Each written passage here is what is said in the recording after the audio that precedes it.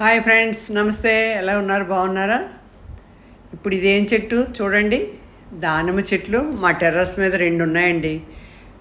ఎరుపు రంగు గింజలతో ఒకటి, రెండు ఎరుపే, కానీ ఇది పైన తొక్క కూడా ఎరుపు రంగులోనే ఉంటుంది.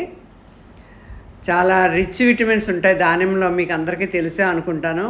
బ్లడ్ తక్కువగా ఉన్నవాళ్ళు దానిమ్మకాయ తింటే మంచి రక్తం తొందరగా వస్తుంది. దానిమ్మ జ్యూస్ కూడా తాగొచ్చు. ఇది బాలింతలు కూడా తినే ఫుడ్ అండి, ఫ్రూటు. అంచేతను దాలిమ చెట్లు అందరూ కూడాను టెర్రస్లో వేసుకోండి, చాలా ఈజీగా వస్తాయి. ఇటొచ్చి చిన్న ఇబ్బంది ఏంటంటే ఉడతల నుండి బారి నుండి రక్షించుకోవడమే కొంచెం కష్టం. దానికి ఏముంది, మనం కవర్లు కట్టుకోవాలి.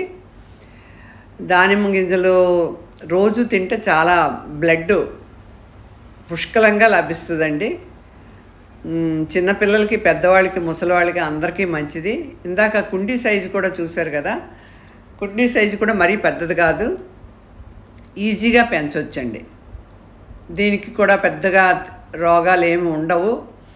అన్నిటిలాగే మట్టి మిక్స్ కలపడం, అప్పుడప్పుడు నేను ఇవన్నీ వేస్తూ జీవామృతం, WWDC ఇస్తూ ఆర్గానిక్గా వచ్చే ఫెర్టిలైజర్స్ కూడా అన్నీ ఇస్తుంటాను, డిఫరెంట్వి.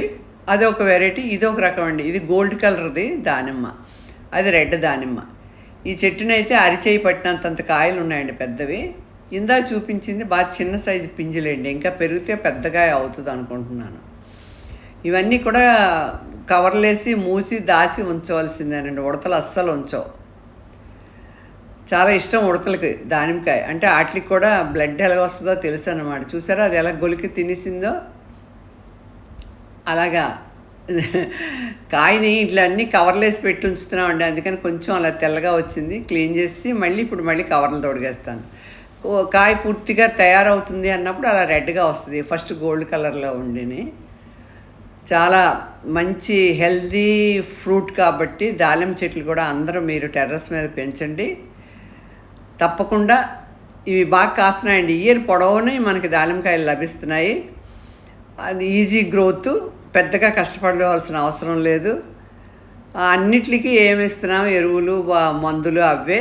నేను అన్నిటితో పాటు వేప నూనె అన్నీ స్ప్రే చేస్తాను తప్పించి ప్రత్యేకించి ఏమీ లేదు. ఇది అయిపోయాక ప్రూనింగ్ చేసేస్తాం అంతే. ప్రూనింగ్ చేసేస్తే మళ్ళీ కొత్త చిగురు వచ్చి కొత్త పువ్వు వచ్చేస్తుందండి. ఓకే ఫ్రెండ్స్, ఈ వీడియో కనుక నచ్చితే లైక్ చేయండి, షేర్ చేయండి, సబ్స్క్రైబ్ చేయండి. నా వీడియోలన్నీ చూసి మంచిగా కామెంట్ పెట్టండి. Thank you so much friends.